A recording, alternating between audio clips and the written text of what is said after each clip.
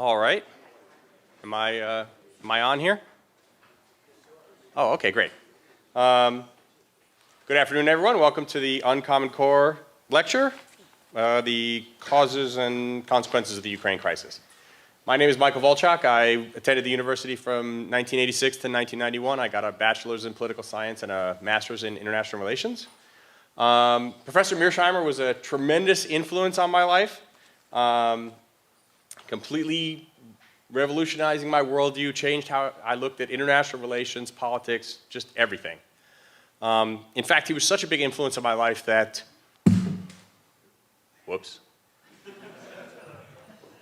that when I went home for the summer between one of the school years, leaving my college girlfriend here, she gave me a little keepsake picture book, and she said, "Here, to remember the people you love."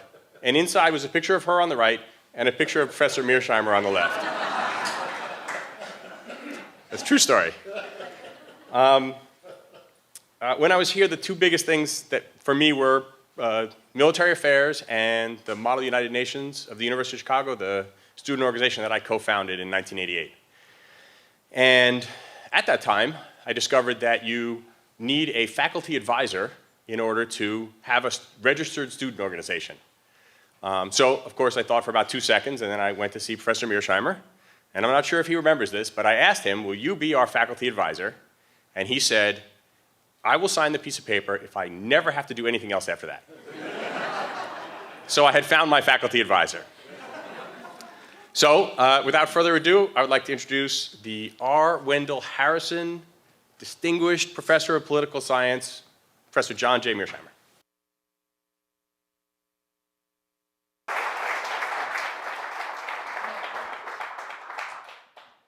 Thank you very much for that kind introduction. Thanks all for coming out to hear me talk.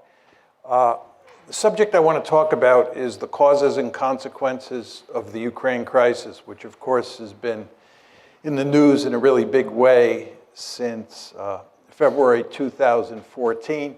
And indeed, there was a big story on the civil war in eastern Ukraine in the newspapers this morning. The outline I'd like to follow is I'd just like to make a number of preliminary comments to give you some background on this crisis. Then I'd like to give you my thinking on what caused the crisis. Then tell you why I think the conventional wisdom is wrong. Talk a little bit about the West's response so far to the crisis, which is just, in my opinion, making a bad situation worse. And tell you what I think should be done. And then finally wrap up with some discussion of the consequences. So let me start with some preliminary comments. First, with regard to America's core strategic interests. For me, core strategic interests are areas of the world where you're willing to fight and die. And in my opinion, outside of the Western Hemisphere, which is of enormous strategic importance to us, there are only 3 areas of the world that really matter. 1 is Europe, 2 is Northeast Asia, and 3 is the Persian Gulf. And it's very important to understand that since this country got its independence in 1783, Europe has been the most important area of the world. Even though the Japanese attacked us at Pearl Harbor, we had a Europe first policy going into the war, and we had a Europe first policy throughout the war. And it's in large part because the great powers in Europe are more important than the great powers in Northeast Asia over time. And of course, the Persian Gulf was an important area because that's where the oil is, and oil is a critical resource that matters greatly in the international system. So those are the 3 most important areas outside the Western Hemisphere. And again, since the beginning of this country, Europe has been number 1. You want to understand that we're undergoing a fundamental shift of great importance. Asia, because of the rise of China, is going to be the most important area of the world for the United States. The Persian Gulf, because it's inextricably linked with Asia, oil flowing to India, oil flowing to China, the Persian Gulf will be number 2. And Europe will be a distant 3. We're basically leaving Europe in the rearview mirror. And of course, you want to keep this in mind because the Ukraine crisis is in Europe and it involves NATO. Just how to think about the geography of Europe. This is a simple, if not simplistic, way of thinking about it. But here's a map. You can see where Ukraine is. You can see where Poland is. You can see where Russia is. The way I think about European security is there's France, Germany, Poland, Ukraine, and Russia. Of course, we're moving from west to east. These are the big kahunas. These are the big countries that matter. And of course, the two countries that matter the most historically are Germany and Russia, or for most of the 20th century, Germany and the Soviet Union. And I put them in red because, as you well know, both Germany and the Soviet Union fought bitter wars in Poland, in Ukraine, and we could add in Belarus as well, if need be. But as we go along here, you want to keep in mind that Ukraine is right next to Russia, and Poland is right next to Ukraine. And then out further west is Germany and France. Take this a step further. This is the ethnic breakdown of Ukraine. I'm going to show you a number of maps, all of which are designed to show you that Ukraine is a badly divided country, and what's taking place inside Ukraine today is in good part a civil war. And to that extent, it doesn't have that much to do with what the Russians or the West are doing there. And as you can see in red are mostly Ukrainian-speaking people. And then as you move further east, you're talking about lots of Russians and certainly lots of Russian speakers. This is the Ukraine election of 2004. This is the election in the wake of the famous Orange Revolution, which I'll talk more about. As you can see, the country is badly divided between the East and the West. The Russian speakers in the East and the Ukrainian speakers in the West. This is the 2010 election, which resulted in Yanukovych getting elected. I'll talk about President Yanukovych as we go along. He was elected in 2010.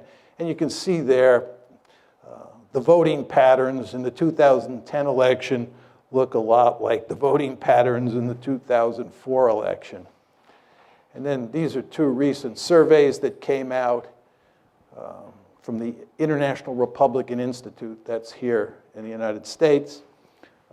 This one says, if Ukraine could enter only one international economic union, which of the following should it be? And of course, the blue is the EU, and the light blue is the customs union, or actually the red is the customs union of Russia, Belarus, and Kazakhstan. And the cities up at the top are in Western Ukraine, and the cities down on the bottom are in Eastern Ukraine. So you can see very clearly that people in the West would like to join the EU. People in the East have little interest in joining the EU. Those are the EU numbers. Here are the NATO numbers. I mean, these two charts look virtually the same. But all of this tells you that you have a badly divided country. And the conflict between the West and Russia over Ukraine is played out in the context of this situation. This is a simple little view graph that shows Europe's dependence on Russian gas. It's quite clear from that view graph that many of the countries in Eastern Europe and even countries like Germany are heavily dependent on Russian natural gas. And of course, that gives the Russians lots of political leverage in this crisis, and it makes it very difficult for us to put pressure on the Russians. Okay, those are just a number of preliminary comments I wanted to throw out just to set this up. Let's talk about the causes of the conflict. I think if you're going to talk about the causes of the conflict, you have to come at it from three different perspectives. First of all, you have to ask, what are the deep causes of the crisis? What are the structural factors that underpin this conflict? Then you have to talk about the precipitating causes, because the crisis broke out on February 22nd, 2014. Things were not terrible until February 22nd, 2014. And that's when everything went to hell in a handbasket. And the question is, what caused it then? If you focus on deep causes, it can't tell you why something happened in February 2014, but the precipitating causes is designed to get at that. And then what we want to talk about is the Russian reaction, why the Russians did what they did with regard to Crimea, with regard to eastern Ukraine. We want to talk about exactly what they did and then why they did it. So let's start with the deep causes. My argument is that the West is principally responsible for this mess, not the Russians. This, of course, is not the conventional wisdom in the United States. And in fact, except for Steve Cohen, who's now at Princeton, now at NYU, he used to be at Princeton, Henry Kissinger, and maybe a handful of other people, there are not many people who agree with me. But I think the facts are quite clear on this, that the West is responsible. And my aim is that the main deep causes, the aim of the United States and its European allies, to peel Ukraine away from Russia's orbit and incorporate it into the West. Our basic goal has been to make Ukraine a Western bulwark on Russia's border. And Russia says, this ain't happening, period, end of story. And we will do everything we can to make sure it does not happen. That's the deep cause. Now, take it a step further. There are three key elements in our strategy. The first is NATO expansion, and in many ways the most important. And I'll talk in some detail about that in a second. But as you all know, since the Cold War ended, starting with the Clinton administration, we have been moving NATO eastward toward Russia's border. And the Russians have said, this is an absolute no-no. And I'll walk you through the story in a minute. Second is EU expansion. EU expansion is all about integrating Ukraine economically into the West, the way we are in the process of integrating Poland, the Czech Republic, Slovakia, the Baltic states into the West. And of course, we're doing that with NATO as well. These are two sets of institutions, NATO, military institution, the EU, an economic institution. And the idea, again, is to take Ukraine, peel it away from Russia, and make it part of the West. The third part of the story is fostering an orange revolution. This is all about promoting democracy in Ukraine and in other places. As you all know, the United States runs around the world trying to topple regimes and put in their place democratically elected regimes. And for almost all of you, me included, it's hard to be against promoting democracy. We all love democracy. But if you're Vladimir Putin, or if you're part of the leadership in Beijing, when the United States talks about democracy promotion, that means toppling your regime. And you won't be surprised to hear this. They don't like that in Beijing, and they don't like that in Moscow. Right? They do not like that. Right?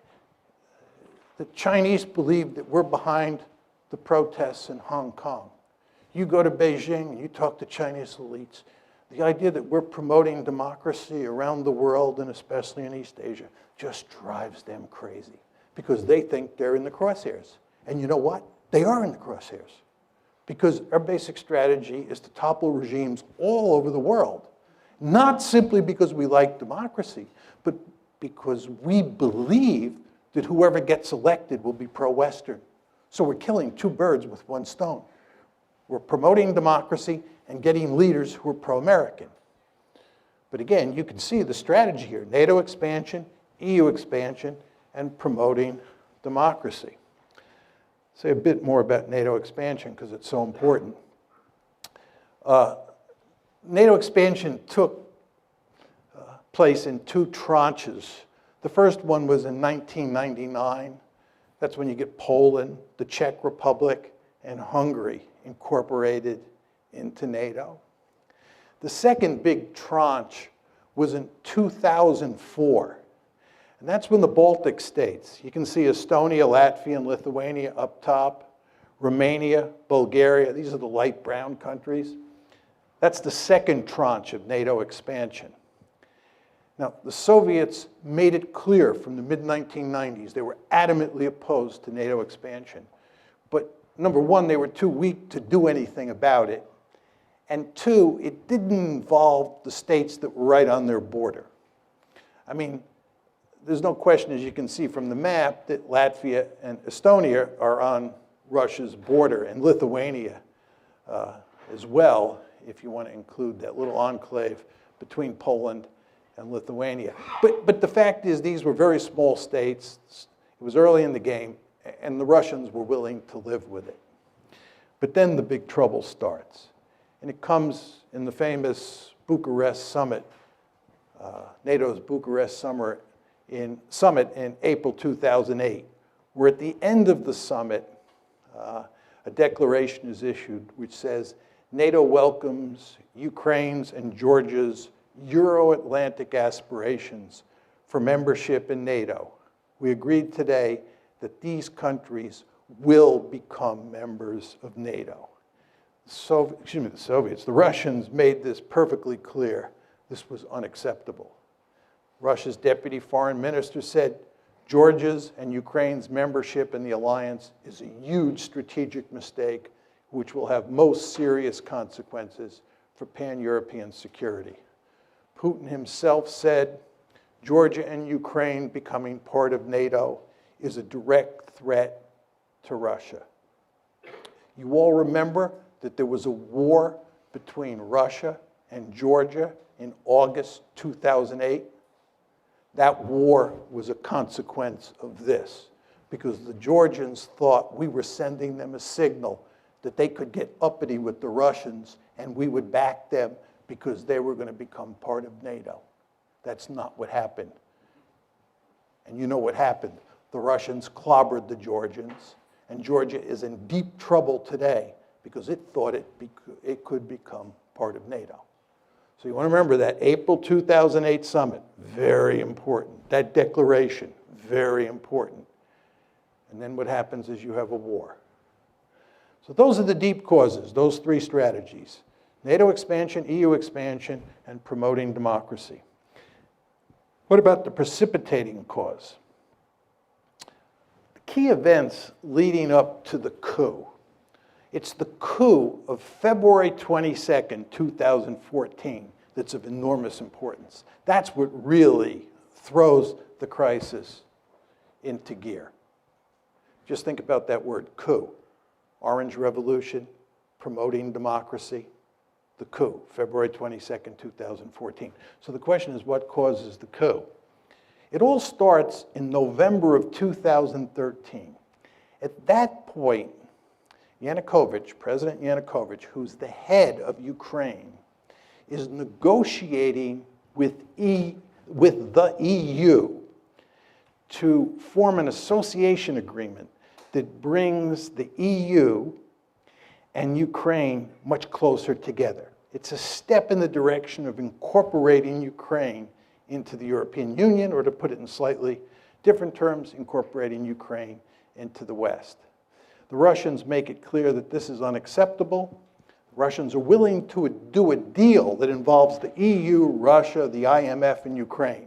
But the idea that Ukraine is going to do a deal exclusively with the EU and the Russians are going to be left out in the cold is not something that Putin is willing to countenance. He puts significant pressure on the Ukrainians. He offers them a terrific deal. And as you can imagine, the EU is not offering Ukraine a particularly good deal because you know how much corruption there is in Ukraine. And the EU wants Ukraine to eliminate that corruption, which the Ukrainians really don't want to do. So what Putin does is not only make it clear that that deal is not going to happen, but he often offers a sweetheart deal of his own. So Yanukovych, on November 21st, says no to the EU. This leads to a series of protests. The Ukrainian government, truth be told, under Yanukovych, overreacts to the protests, which causes them to spiral out of control. And in January of 2014, you can see there, January 22nd, 2014, you have your first 2 deaths in the protests. These are the Maidan protests. And then in the February 18th through February 20th time period, lots of people die. It's really messy. And what happens is that a number of European foreign ministers, the German foreign minister, French foreign minister, they fly to Kiev, and a deal is worked out to have elections that will, in effect, remove Yanukovych from power. But the protesters refuse to accept the deal. And there are significant fascist elements among the protesters who are armed, right? There's killing on the Maidan. And as a result, Yanukovych flees for his life to Russia. And this all happens on February 22nd. And, oh, did I not have that slide on? I'm sorry. One of the problems with this lectern is you can't see. I'm sorry, that's the slide that has all the key events. Oh, gosh. Sorry. I have two slides up here, so I lost track of the fact. So here are the key events after the coup. On February 23rd, Parliament votes to repeal minority language laws in the East. This is basically the Russian language. And then on February 27th, Russian units begin seizing checkpoints in the Crimea. On the 28th, additional Russian forces begin moving into the Crimea. The Russians didn't conquer or invade Crimea. Actually, the Russians didn't invade Crimea. They were already there because they had a leasing agreement. There's a naval base at Sevastopol, and the Russians were leasing that naval base from Ukraine. So they had military forces there. So when it says Russian units begin seizing checkpoints on the 27th, those were Russian units that were already there. Then additional Russian forces begin moving in on the 28th. And then on the 6th, the 16th, and the 18th, you have a scenario, you have a handful of events that lead to Russia incorporating Crimea. And then, of course, shortly after that, conflict breaks out in eastern Ukraine. And although we do not have a lot of hard evidence that the Russians are physically involved in eastern Ukraine, I think it's quite clear that they are physically involved, that there are Russian troops there. How many is very hard to tell from the outside. I think it's very clear that the Russian government is going to great lengths to make sure that those pro-Russian forces in eastern Ukraine are capable of maintaining a certain amount of independence. And I'll talk more about this in a second. Okay, understanding the Russian response. What is the Russian response? Two parts. First is they took Crimea and they're not giving it back. Crimea is gone. Second is what they're doing is not trying to conquer Ukraine. There are many people who say the Russians are going to go on a rampage, they're going to try and reestablish the Soviet Union or a greater Russia, and so forth and so on. That's not going to happen. Putin is much too smart for that. You remember what happened when the Russians invaded Afghanistan? You remember what happened when we invaded Afghanistan? You remember what happened when we invaded Iraq? You remember what happened when the Israelis invaded southern Lebanon? You want to stay out of these places. In fact, if you really want to wreck Russia, what you should do is encourage it to try and conquer Ukraine. Putin, again, is much too smart to do that. What Putin is doing is he's basically in the process of wrecking Ukraine, and he's telling the West in very simple terms, you have two choices. You either back off, right? And we go back to the status quo ante before February 22nd, 2014, where Ukraine is a buffer state, or you continue to play these games where you try and take Ukraine and make it a Western bastion on our doorstep, in which case we'll wreck the country. And they are, of course, now in the process of wrecking it, right? And they're going to keep this conflict going for as long as they have to. That's the basic game here. Again, two steps. One, took Crimea. No way they're going to ever let Crimea become a NATO base. And remember, the name of the game here is to make Ukraine part of NATO. Not happening. And they're not getting Crimea. We've taken Crimea, we're keeping it, number one. And number two, you want a frozen conflict or you want to wreck Ukraine so that it can't become part of the West. Question number two here is what motivates this? What motivates this is that Russia is a great power, and it has absolutely no interest in allowing the United States and its allies to take a big piece of real estate of great strategic importance on its western border and incorporate it into the West. This should be hardly surprising to the United States of America. As all of you know, we have a Monroe Doctrine. The Monroe Doctrine basically says that the Western Hemisphere is our backyard, and nobody from a distant region is allowed to move military forces into the Western Hemisphere. I can tell from looking at the audience that most of you are old enough to remember the Cuban Missile Crisis like I am. You remember how we went stark raving crazy at the idea of the Soviets putting military forces in Cuba? This is unacceptable. Nobody puts military forces in the Western Hemisphere. That's what the Monroe Doctrine is all about.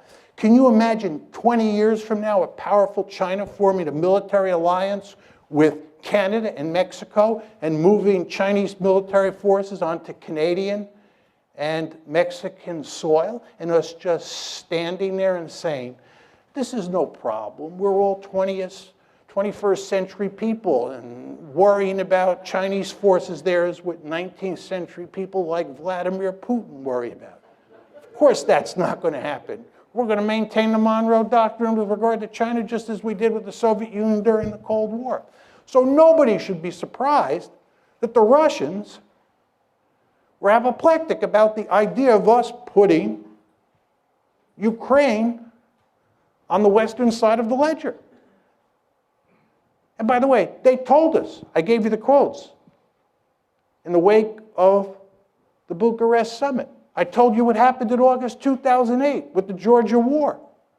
The precedents were there. The rhetoric was there. They told us. But we did not stop our efforts to make Ukraine part of the West. And the Russians responded. Was it surprising? For some reason, President Obama and virtually all of the elites in the West were surprised. I guess this is because they're 21st century people, right? And they think that balance of power politics doesn't matter anymore. If you think these people in Washington and most Americans are having trouble dealing with the Russians, you can't believe how much trouble we're going to have with the Chinese. I'm very popular in China. I go to China quite often. And I usually start my talks by saying, it's good to be back among my people. Because when I'm in China, I'm intellectually much more at home there than I am in Washington. Because in Beijing, much like in Moscow, you're dealing with 19th century people like me. Whereas in Washington, you're dealing with 21st century people. I think the Chinese are going to eat our lunch, right? Talk a bit about the conventional wisdom. Conventional wisdom is that Putin is the main cause of the crisis. Some say he's either crazy or irrational. Angela Merkel was making this argument for a while. He's bent on creating a greater Russia, and he bears marked resemblance to Adolf Hitler. Say a few words about each of these. I know a great deal about Adolf Hitler. I've written and I teach extensively on Nazi Germany's behavior in the 30s and during World War II. The idea that he bears any resemblance to Adolf Hitler is laughable in the extreme. It's hard to believe that serious people make that argument. The idea that he's bent on creating a greater Russia, I think if he could do it, he'd do it. He can't do it. Russia's a declining great power. And as I said to you before, if they were to try and create a greater Russia by invading Ukraine and by invading the Baltic states, they'd be jumping into the briar patch. In fact, again, if you want to wreck Russia, what you should do is tell them to try and create a greater Russia. It will lead to no end of trouble. I think Putin is much too smart for that, and he is in the process of wrecking Ukraine. I want to make that clear. And he's wrecking Ukraine because he's basically saying to the West, you can't have it, and I'll wreck it before you take it. Is he crazy or irrational? I don't think so. I think he's very strategic. And I don't think he's the main cause of the crisis, as I said to you. Another set of arguments associated with the conventional wisdom. This is that the United States is a benign hegemon seeking to promote European stability, seeking to promote stability in Asia, all over the globe, and so forth and so on. There's some countries like Japan and Germany, for sure, Poland, who view the United States as a benign hegemon. There are many countries out there who do not. Iran is one, China's another, and Russia's a third. They just don't see it that way.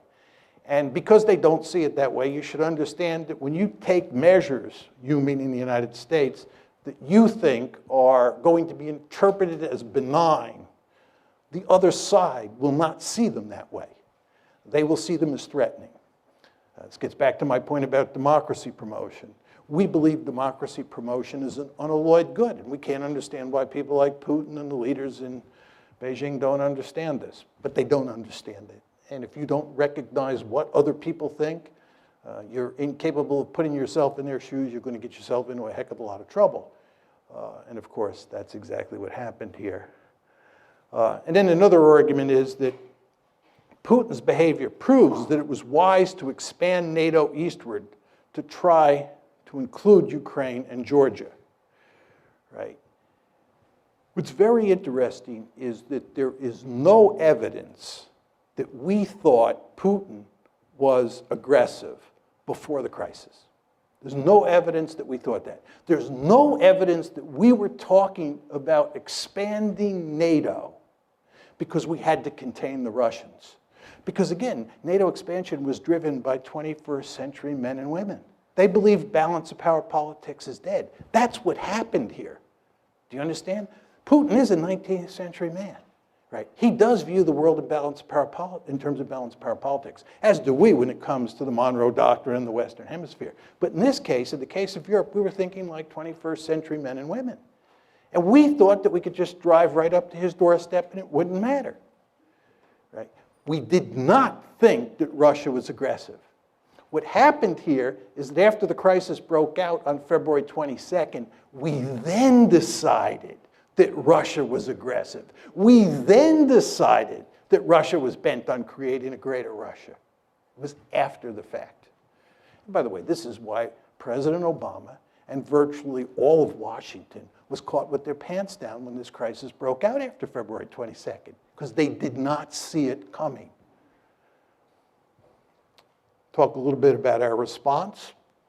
We're basically doubling down. We're getting tougher and tougher with the Russians. That's our strategy. And that's exactly what you'd expect if you're going to blame them, given that we're incapable of blaming ourselves because we never do anything wrong. You all know that. All the problems in the world are caused by everybody else, never by the United States, because we're a benign hegemon. Well, if we're the good guys and they're the bad guys and they're misbehaving, they're bent on creating a greater Russia, oh my God, this is the 1930s all over again. Any sort of concession to Putin is Munich, October 1938. Can't do that, so what you do is you double down. You get tougher and tougher. Then this brings us to the question of whether we can succeed or not. My argument is you're playing a losing hand, right? And the reason you're playing a losing hand is because this is a competition between economic considerations and security considerations. The basic mindset of people in the West is that you can punish the Russians economically and they'll throw their hands up.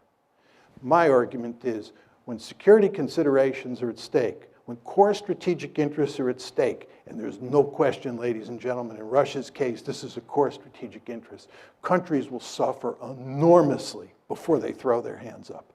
Right? So you can inflict a lot of pain on the Russians, and they're not going to quit. And they're not going to quit because Ukraine matters to them. And by the way, Ukraine doesn't matter to us. You understand there's nobody calling for us to fight in Ukraine. Even John McCain, who up until recently has never seen a war he didn't want to fight, right, is not calling for using military force in Ukraine. What John McCain is saying is that Ukraine is not a vital strategic interest for the West. That's what he's saying. It is a vital strategic interest for the Russians. They've made that perfectly clear, and not just Putin, right? So in terms of the balance of resolve, it's all on their side. And I showed you that slide up there that depicted how much economic leverage the Russians have because of all that natural gas going westward. So we're playing a losing hand here. But let's assume that I'm wrong. Let's assume that we're playing a winning hand and that we are capable of backing Putin into a corner. and we're getting close to pushing them off a cliff. Is this good? You're talking about a country that's got thousands of nuclear weapons. And the only circumstance, really, under which states use nuclear weapons is when they're desperate, when they think their survival is at stake. So what you're talking about is putting Putin in a situation where he's desperate. And if you go home and Google Putin and nuclear brinksmanship, you'll be reading all the articles that come up for the next 2 years, right? Because he's making it clear that you're fooling around with his core strategic interests. And again, he's got thousands of nuclear weapons. So you're putting yourself in a position, right? You're putting yourself in a position where you're willing to risk a possible nuclear war over a piece of real estate, Ukraine, that is not of vital strategic interest to the United States. Again, it's not of vital strategic interest to us. By the way, and this will be my final point on this, what's truly amazing about all of this is that we were talking about incorporating Ukraine into NATO when we have now acknowledged by not taking military action over Ukraine that it's not a vital strategic interest. You understand that when you incorporate Ukraine into NATO, you're giving them an Article 5 guarantee, which says you'll come to their defense if they're attacked. You only give Article 5 guarantees to countries that are of vital strategic interest, like Germany during the Cold War. What were we doing? Giving an Article 5, thinking about giving an Article 5 guarantee to a country that's not a vital strategic interest. It just shows you how discombobulated American foreign policy is these days. And of course, the Ukraine crisis is just one of many messes that we've made. As you know, we have the Midas touch in reverse. There's nothing that we do that doesn't go south. Afghanistan, Iraq, Libya, Ukraine, I could go on. So the point I'm making to you is, I do not think that this is going to work, but if it does work, I'm not sure it's a good thing. I had some quotes from the New York Times that really capture what we're doing. I won't leave them up there, but they make it very clear that we're playing hardball with the Russians. This was a Times piece last year that gave a good synoptic version of the Obama administration's thinking on how to deal with this crisis. Now, what should be done? My view is we should create a neutral Ukraine, which is a buffer state between NATO and Russia. Basically, what I'm talking about is going back to the status quo ante, before we got this foolish idea in our head that we could peel Ukraine away from Russia and make it part of NATO, make it part of the EU, make it more generally part of the West. We should work to create a situation where Ukraine is neutral, and it's a buffer state. Just to go back to my simple or simplistic graphic, depending on your views, right? This is how I think about European security. This is what you want. You want NATO to include France, Germany, and Poland. You want Ukraine as a buffer state, and then you want Russia on the eastern flank of that border state. And this is not what you want. You do not want a divided Ukraine where Western Ukraine is in NATO, Eastern Ukraine is in Russia, and the Russians and the Americans, who hate each other at that point, are eyeball to eyeball on the Dnieper River. Not a good idea. How do you get to this end? Very simple. Explicitly abandon NATO expansion. By the way, NATO expansion is dead. I've talked to countless policymakers who say this. It's dead. But what we have to do is explicitly abandon it. Say it is not happening. We have to fashion an economic rescue plan for Ukraine that includes Russia, the IMF, and the EU. This, of course, is what Putin wanted to do in 2013, and the EU said no, foolishly. We want to go to great lengths to guarantee minority rights, especially language rights in Ukraine. This gets back to those maps that I was putting up that show that this is in very important ways a civil war, and what we have to do is dampen down the conflict inside Ukraine. We have to give the people in eastern Ukraine a lot of autonomy, and we definitely have to protect minority rights. Are we going to do any of this? No. And I'll talk more about that in a second. Consequences, and this is my last slide. Will there be a new Cold War? No. Russia is not the Soviet Union, and as I said to you before, we have a potential peer competitor on the horizon who could be of proportions we've never seen before. The Chinese threat, once it materializes, is going to be something like we've never seen. We're going to have our hands full in Asia. Europe is not going to matter, and Russia is going to be with us. The balancing coalition against China is going to be South Korea, Japan, Vietnam, Taiwan, Singapore, India, and Russia. The Russians will be with us. And that's another reason this whole policy is so stupid, right? What we're effectively doing is driving the Russians into the arms of the Chinese. There's a great strategy. We need the Russians on Iran. We need the Russians on Iran. We drive the Russians closer to the Iranians. You saw where they just sold the Iranians S-300 anti-aircraft missiles. We need the Russians on Syria. We need the Russians on all sorts of issues. We don't need to have a fight with the Russians now. We're not going to have a Cold War. Will the United States still pivot to Asia? Yes. All we need is one big crisis out there. It's coming, probably in the South China Sea sooner rather than later, if you've been reading the newspapers. And once that happens, we will focus laser-like on Asia, because that's a peer competitor. Russia is not a peer competitor. What are the implications for NATO? This gets back to the previous question. I think that NATO is in serious trouble and will disappear as a functioning alliance over time, in large part because I think we're going to pivot to Asia. What are the implications of all this for our Asian allies? It's a very interesting question. I was in Japan in December of 2014, and the Japanese, like a lot of people in Asia, number one, wonder whether we're going to be there for them, right? Because they see us causing trouble over Ukraine. They see us picking a fight with ISIS. And they say if the United States is fighting ISIS, dealing with the Russians over Ukraine, are they going to be able to pivot to Asia? And then furthermore, they say, even if the United States does pivot, can we trust them? If you look at how this gang operates in Washington, it does look like the gang that can't shoot straight. Do we want to depend on them? If you're Japanese and you're depending on the American security umbrella, especially the American nuclear umbrella, don't you scratch your head and say, can I rely on Washington in a crunch with the Chinese over the Senkaku or Diao Islands? Not clear. So I think this has not been good for our relations with our Asian allies. What are the implications for Iran and Syria? As I said before, remains to be seen. We need the Russians on Iran. We need the Russians on Syria. And you take a stick and you poke the Russians in the eye, and you continue to poke them in the eye, they're going to look for ways to retaliate. And I wouldn't be surprised if somewhere down the road they don't play ball with us on Iran. We don't get a deal with the Iranians. Be interesting to see what the Russians then do. See if they're interested in maintaining a sanctions regime. And Syria is a total mess, as you know, and if there's any hope of resolving that, the Russians are going to have to be involved. And again, it's going to be hard to get a lot of cooperation, given what's going on over Ukraine.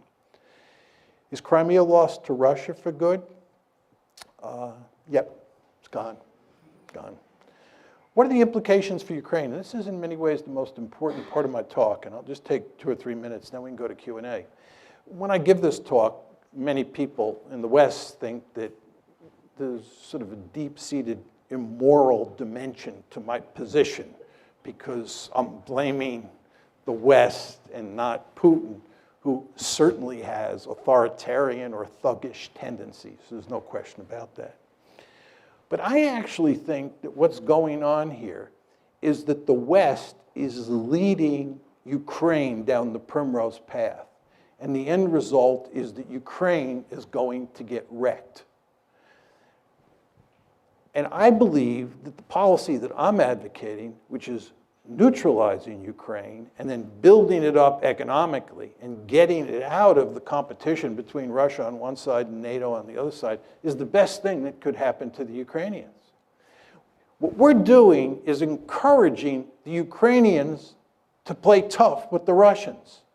We're encouraging the Ukrainians to think that they will ultimately become part of the West, because we will ultimately defeat Putin, and we will ultimately get our way. Time is on our side. And of course, the Ukrainians are playing along with this. And the Ukrainians are almost completely unwilling to compromise with the Russians, and instead want to pursue a hardline policy. Well, as I said to you before, if they do that, the end result is that their country is going to be wrecked. And what we're doing is, in effect, encouraging that outcome. I think it would make much more sense for us to work to create a neutral Ukraine. It would be in our interest to bury this crisis as quickly as possible. It certainly would be in Russia's interest to do so. And most importantly, it would be in Ukraine's interest to put an end to the crisis. Thank you.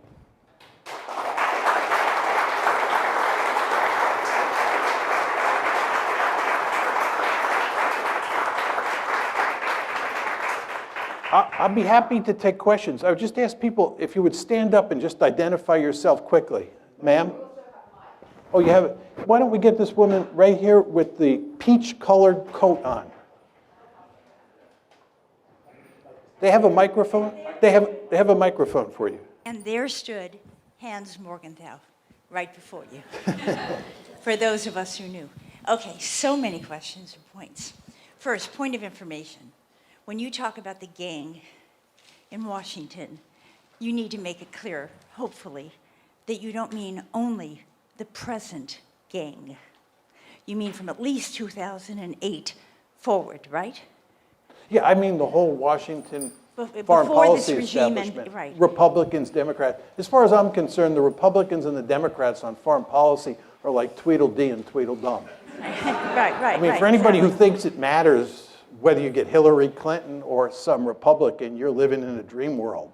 There's just no meaningful difference between them. They both have the Midas touch in reverse. So that leads to my second question.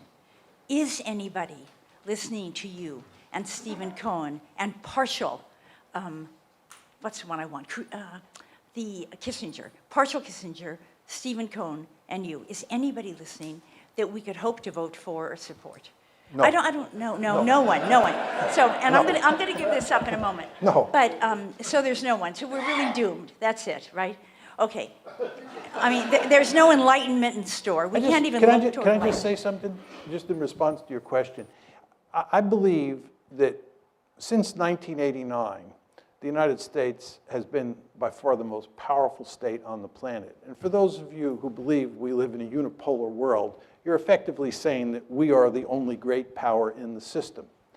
And given that tremendous amount of power that we have, we're really free to go out and do all sorts of foolish things because it doesn't blow back on us in any meaningful way. The United States is a remarkably secure great power. So we're allowed to pursue these foolish policies. And in that context, it's very hard to make arguments against the establishment that carry the day. I think what will happen if China continues to rise is that it will force the United States to think more strategically. Because when you live in a serious threat environment, the point I'm making to you is that the United States does not live in a serious threat environment. We're an incredibly secure country. We're the most secure country, most secure great power in the history of the world, and we're more secure today than we have ever been in our entire history, despite all the rhetoric that you hear from Washington and in the media about how dangerous the world is. This is just not a serious argument. It's not a dangerous world, right? We are incredibly secure. We have a peer competitor. It'll force us to focus the mind, much the way happened when the Soviet Union was there, Nazi Germany was there, Imperial Japan, Imperial Germany. Really enjoyed your lecture. I have two questions briefly. It's hard to take issue with the goal of a neutral Ukraine, but some years before the crisis broke out, I used to listen to RUI, which was Radio Ukraine International on shortwave, and they were fairly open about the cultural crisis within the country leading back a few years before this. As I look at, say, the former Czechoslovakia, do you see a possibility of two neutral states formerly known as Ukraine as non-viable? And if so, why? Yeah. If you look at what happened in Europe after World War II, Yugoslavia broke up into a series of remnant states. Czechoslovakia, as you pointed out, broke up into a series of remnant states. And the Soviet Union itself broke up into a series of remnant states. And that's because inside of those territorial boundaries, you had different nations that wanted their own states. Serbs, Croats in the case of Yugoslavia, Czechs, Slovaks in the case of Czechoslovakia. And we know that there were probably 15 or 16 different groups inside of the former Soviet Union. So the question is, inside Ukraine, do you have a similar situation between the people in the East and the people in the West? I think if you look at the survey data, it still shows that the clear majority of Ukrainians in both the West and the East want to maintain the integrity of Ukraine. They don't want to split Ukraine in half. I think we should do everything we can to maintain that attitude among the Ukrainian people. My great fear is that as time goes by and the animosity continues to grow, that you may reach a point where there is a lot of sentiment to just break Eastern Ukraine and Western Ukraine off from each other and end up with two Ukraines. But I don't see that happening now. Second and final question.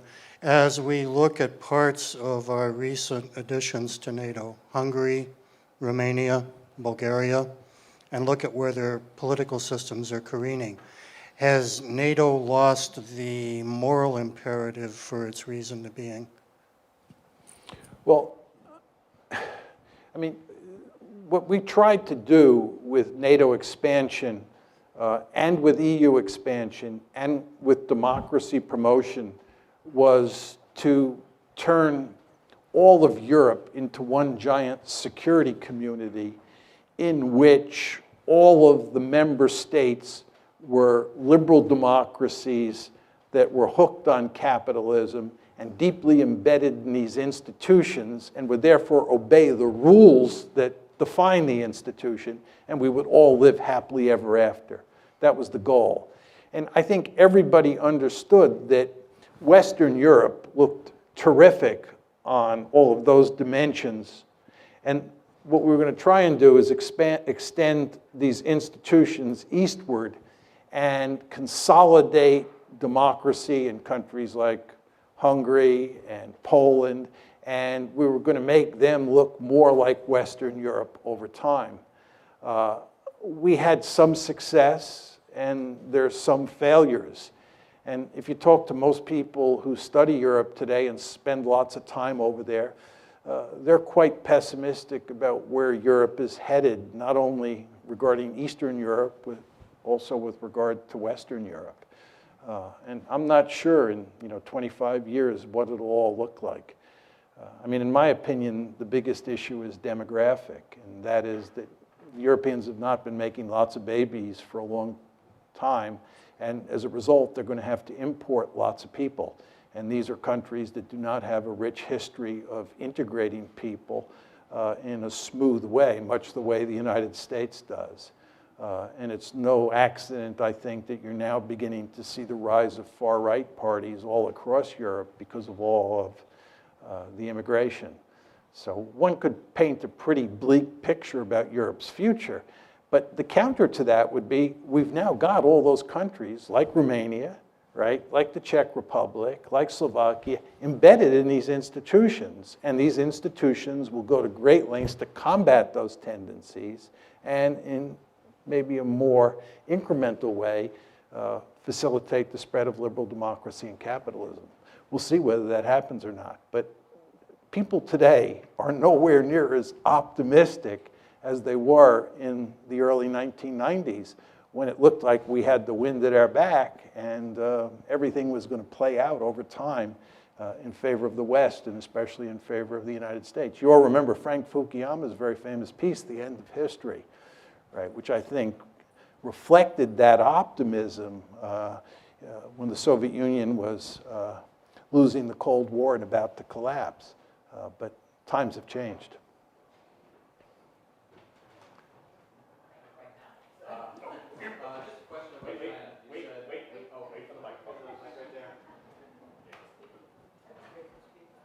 Okay. You said, quote, we're going to have our hands full with China. And so just two questions. What kind of a time frame are you thinking things might start to really happen in that direction? And can you just paint a few scenarios of the sort of things that you think might happen when we have our hands full with China, so we know what we can look forward to? Yeah. Yeah. I think when you think about China at this point in time, there are three situations that stand out. One is Taiwan. Two is the South China Sea, which has been in the newspaper a great deal over the past few months. Chinese basically claim that they control all the South China Sea, and as you know, they're building airfields on reefs in the Spratly Islands, and we've told them that's unacceptable, and their neighbors, the Vietnamese, the Philippines, think that's unacceptable. So the South China Sea is a potential flashpoint. Taiwan is a second flashpoint. And the third flashpoint, which was in the news earlier this year and for much of 2013 and 2014, are those rocks in the East China Sea. The Japanese call them the Senkaku Islands. The Chinese call them the Diao Islands.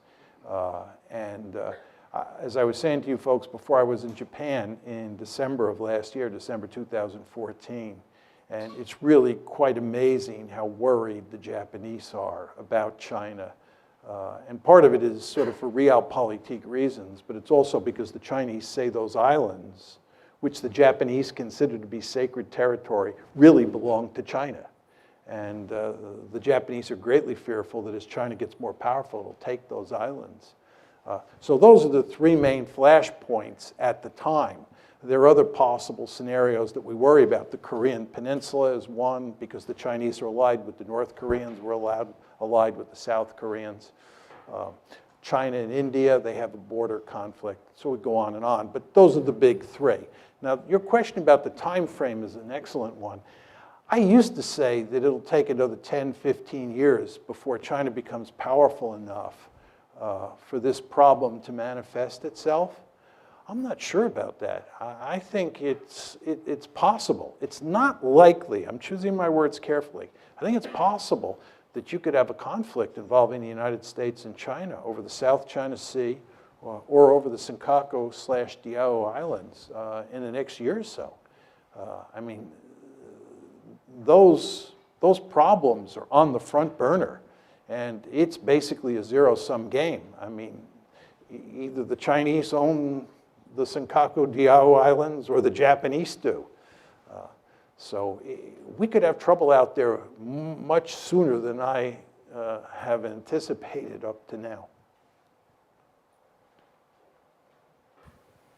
You've talked about this from the point of view of logical international relations. What do you think of the internal pressures on these countries? Putin has a historically restive population, highly nationalistic, and in major economic troubles now, he may be responding to pressure from his own population to deal with this. On a smaller scale, we see Netanyahu responding to his population, settlers and so on, and disrupting part of the Middle East. Do you see that happening here with the radical right, say, and the neocons influencing Washington policy? I think just with regard to the United States and the neoconservatives, I think the neoconservatives have been one of the principal driving forces behind America's foolish foreign policy since 2001.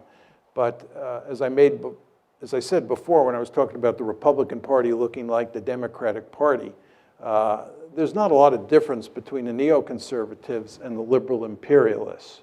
The liberal imperialists are the aggressively oriented Democrats, and the neoconservatives are the aggressively oriented Republicans.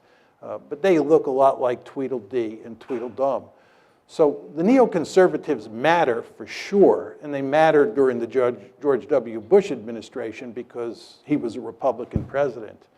But it's not just the neoconservatives, right? And the fact is that you have a foreign policy establishment here that is interested in intervening all over the world. You have a foreign policy establishment that's filled with people who believe that we have a right and a responsibility to intervene all over the planet. And that leads to unending trouble when you don't have the magic formula for winning the wars that you get into. See, the problem that we have is we have this interventionist foreign policy that leads to us losing all the time. It's really quite remarkable.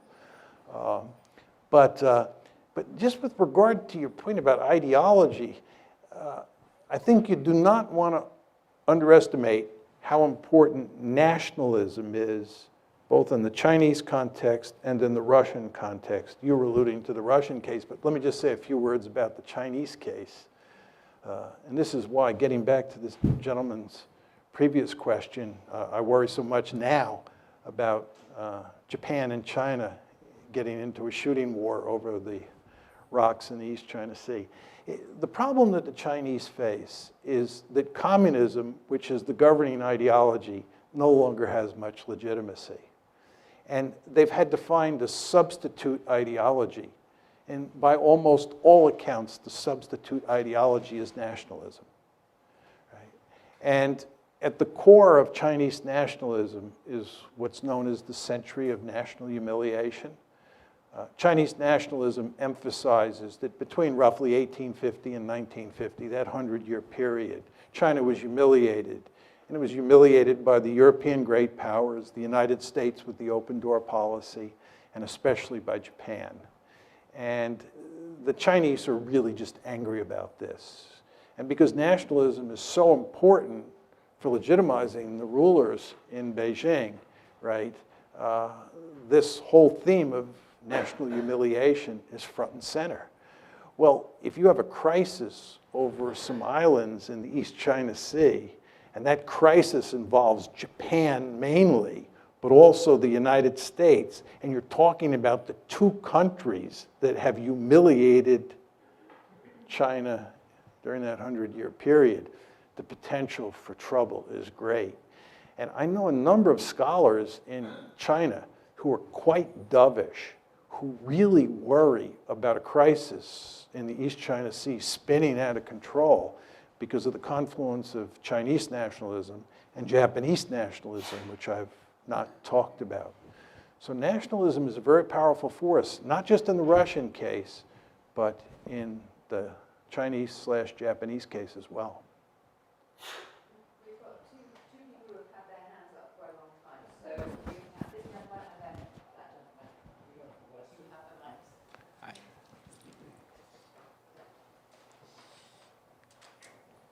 Hi, I'm Adam Chekhov. Actually, I just graduated last year, and Could you talk a little louder? sorry. Hi, I'm Adam Chekhov. I graduated last year also. Thank you for signing the piece of paper that allowed for MALI-UN to exist as someone who participated in MUN for all 4 years. But two questions. One, this is pretty quick. You talked about like Russia offered Ukraine a deal involving Russia, the EU, the IMF, Ukraine. Can you like lay out the specific terms of that deal? And In 2013. yeah, 2013 when they offered them the deal. And two, this is a little more in depth. What's the first question, though? What are the terms of the deal exactly? I'm not The terms of the deal Russia You want me offered to the outline Ukraine. the terms of the deal? Yes, if I don't know, I honestly don't know what the terms of the deal were. okay, well then we'll just skip that one. But okay, I guess the impression that I've had is that like you do have several. Well, certainly like the U.S. is trying to back Russia into a corner. You do have several like people in Germany, like especially mostly in Merkel's coalition partner, the SPD, like in their cabinet. I think Sigmar Gabriel is one who is pushing for like a more diplomatic solution towards the Ukraine crisis. So, in the long term, can you see like potentially Germany, which is at this point Europe's one of their most powerful states, potentially like serving in this crisis, metaphorically speaking, as the sort of the good cop to U.S.'s bad cop, so to speak? Yeah, this is a great question. As you all know, Germany is the most powerful country in Europe. I showed you the map where I told you that Germany and Russia were of enormous importance for thinking about Ukraine. So the question is, how do the Germans think about this? Initially, when the crisis first began, after the February 22nd coup, I thought the Germans would prevail on the Americans to behave smartly and to slowly but steadily just back off and work out some sort of deal. Very importantly, you remember I told you about the famous April 2008 Bucharest conference, and I told you what was said in the final declaration, that Ukraine and Georgia would become part of NATO? It's very important to understand that the reason that we did not take concrete steps during the Bucharest crisis to move to include Ukraine and Georgia was because of German and French, but mainly German resistance. Angela Merkel said, bringing Ukraine and Georgia into NATO is a prescription for disaster. The United States, though, prevailed on getting that statement in the final declaration that I read to you. So based on that, I thought the Germans would play a key role in tamping down American enthusiasm for doubling down. I proved to be wrong. And if anything, Angela Merkel has been a bit more aggressive towards the Russians than President Obama has. It's really quite striking. And therefore, I don't hold out much hope for the Germans. One final point I would make about this, I've actually spoken on this subject in Germany. In early March, I was in Germany, I was in Frankfurt, and then I was in Berlin, talking to different groups. And my view of the Germans is that as a consequence of World War II, the Germans don't want to be out front on any issue. The Germans, to put it rather crudely, are afraid to look at themselves in the mirror, right? And the idea of them taking the lead, it horrifies them across the entire political spectrum. So my message to the Germans when I talked to them was they should be more bolshy when they talk to the Americans. They should tell the Americans more emphatically that they're wrong and we should be doing this instead of that. And that line of argument gets remarkably little traction because, again, the Germans just, they don't want to get too far out front on this. So I don't see much hope that things will change. Final point I'd make on this, what I find very striking about this whole situation, as I was saying before, I think Steve Cohen, Henry Kissinger, me, and there are a handful of other people, my friend Steve Walt, who've kind of been arguing the position that I laid out for you here today, but we are definitely in the minority. A tiny minority. And what I find very interesting is the extent to which the media here and the media in Europe parrot the conventional wisdom, and the extent to which it's very difficult for people who represent the position I've staked out to be heard, right? So in Europe, you have this situation. It's especially true in Germany. I don't read German, but just talking to people when I was there about how the media is dealing with this, the conventional wisdom that I laid out for you is omnipresent in the media. And that makes it very hard to turn this one around. So I'm not optimistic that there's any chance this is going to change, our policy is going to change, which I think is a tragedy, as I said before. And also, it contradicts my earlier enthusiasm about Angela Merkel, which is what you were getting at. Actually, my question is about, I'm sorry. I'm Nell Smith, class of 85, college. Hey, Julius. See you later.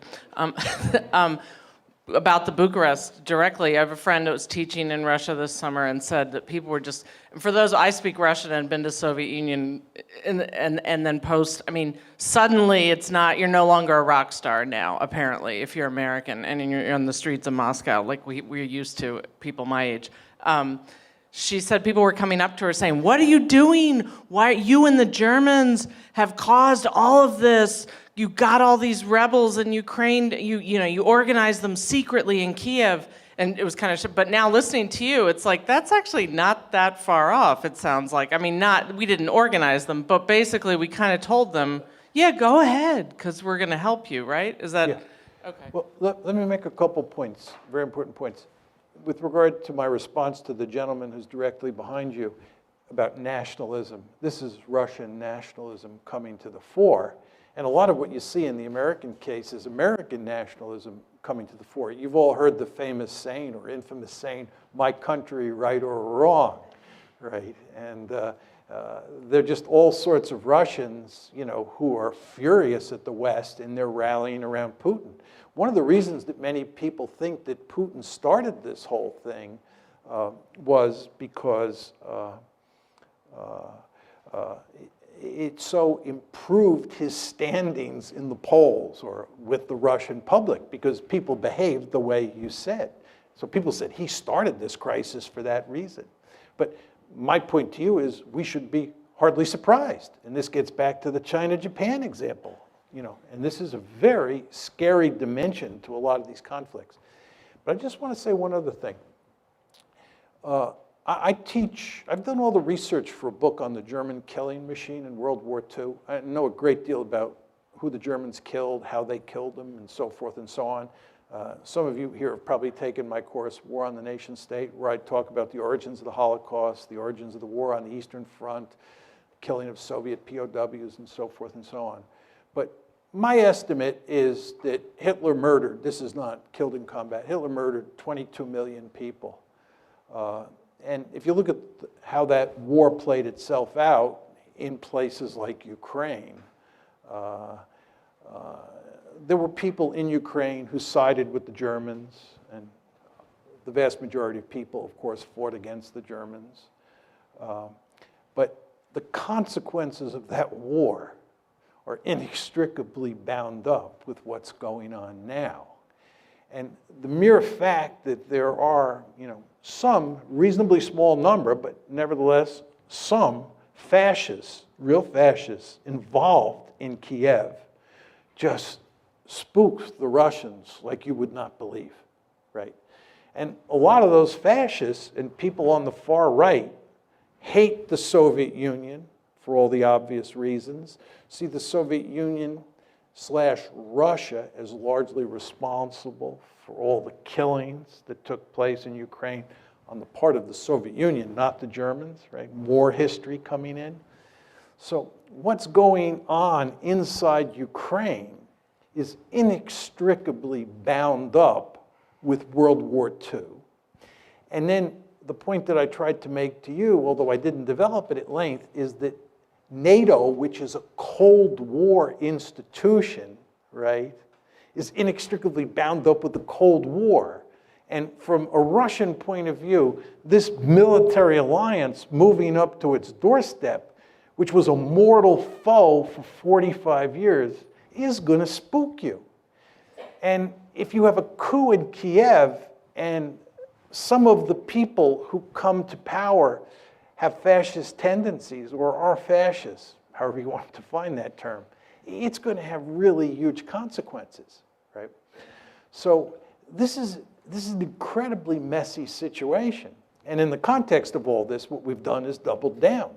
And we do not pay much attention to history because it was not a history that concerned us in any meaningful way, because it was on the eastern half of the European continent. But the potential for trouble here is just very, very great. One more? No more. I can't take any more questions, so you'll have to ask me afterwards. I'll answer your question afterwards. Mike told me that.